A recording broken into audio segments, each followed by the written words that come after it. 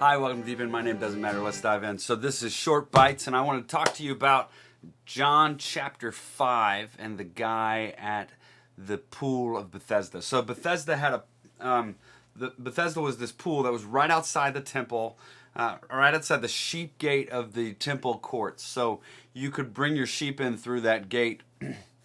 It's a real simple terminology. Most scholars think that that's pretty much what that was. And there was this pool that had a myth that had grown up around it. And the myth was that if you were lame, broken, sick, or dying, you could go get into the pool, and at a certain time of the day, month, year, whatever, there would be a angel who would come and stir the waters of the pool. And if you got in right at the right time, you could get out and be healed.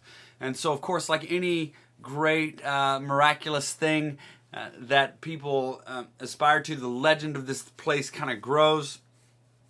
And there's a multitude of lame people hanging around this pool, and the pool has been built up. It's got colonnades around it, and people are hanging out around the pool who are lame and broken, and they try to get in front of each other or whatever to become healed. And now there's one particular man there who's been there for 38 years, and he's waiting to get into the pool. I imagine just in my brain that he's about 10 feet away from the pool. And you need to understand at the beginning of the story, he has no way to get to God other than this. He's not allowed in the temple because he's lame and broken. He's not allowed to go offer sacrifices. He has to sit back, and no one is caring for him and taking him to worship on their own. Instead, they've kind of relegated him to this hope of a miraculous thing that has little to nothing to do with God at all. So he's sitting by the pool, and I imagine him being about 10 feet away, which means that he feels like he's 10 feet away from being whole enough to go worship God. So hear that. He's been told by his society and by the people he knows and by the religion he worships by that he can't go into worship until he is whole.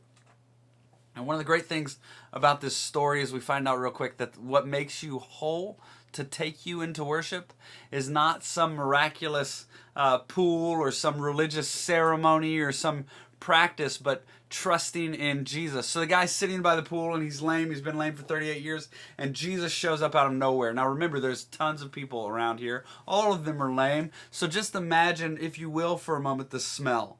There are people who've been sitting there in filth for a very long time in this humid atmosphere where there's this big pool, and they have been waiting to be healed, and there's a multitude of them.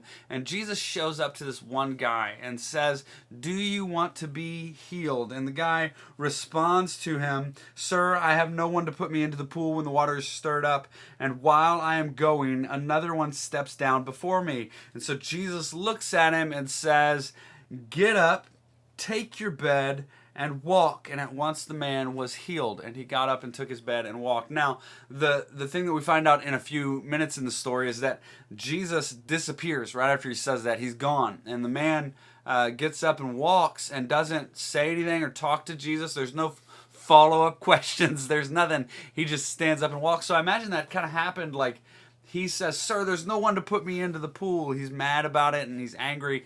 And Jesus says, "Get up, take your bed, and walk." And he kind of, if I were him, I'd kind of laugh and look around and be like, "Can you believe what this guy says?" And then he looks up and realizes, oh, the guy's gone.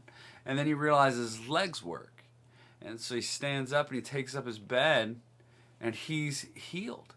Now, can you imagine being 10 feet from this miraculous pool that you always thought would heal you? And Jesus Christ shows up and does it with a few words.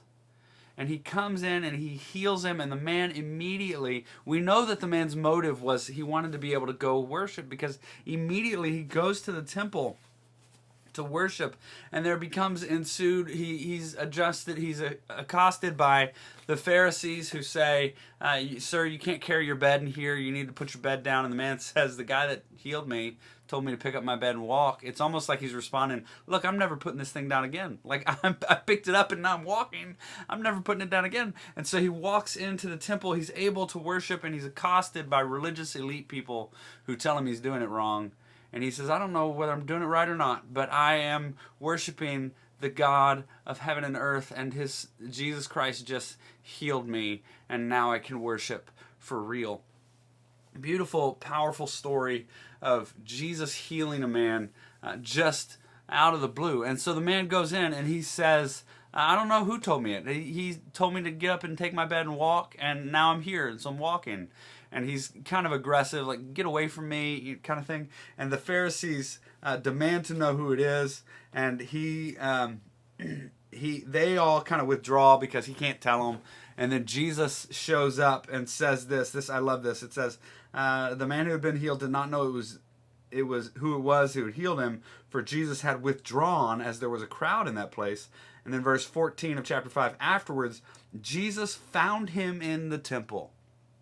I love that, because Jesus goes to find the redeemed sinner in the temple. He found him by the pool. He finds him in the temple. Jesus comes to find us. Think about what that must mean. We are broken, lame, impoverished. We cannot get to God on our own, and Jesus came down and found us. He came and got us and grabbed us and made us his own. So Jesus comes and finds him in the temple and said to him, see, you are well. Sin no more, that nothing worse may happen to you. And basically, it's Jesus' way of saying, you're well, now follow me. But it's phrased in such a way that just kind of terrifies us a little bit, right? Sin no more, that nothing worse may happen to you. And then the man went on, and there's a lot to say about that. I've got a whole sermon on that phrase, so you can look that up at sgf.org. But the man went away and told the Jews that it was Jesus who had healed him, and this is why the Jews were seeking or persecuting Jesus, because he was doing these things on the Sabbath.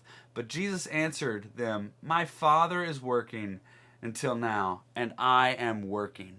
That's so comforting to know that Jesus is working in the midst of all our paralyzed desires to be able to see the kingdom of heaven, all those times that we are refused entry into the kingdom of heaven.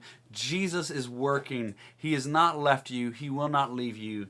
He is constant. Thanks for joining me in the deep end. Now take time to breathe today and go get to work. This was a short bite.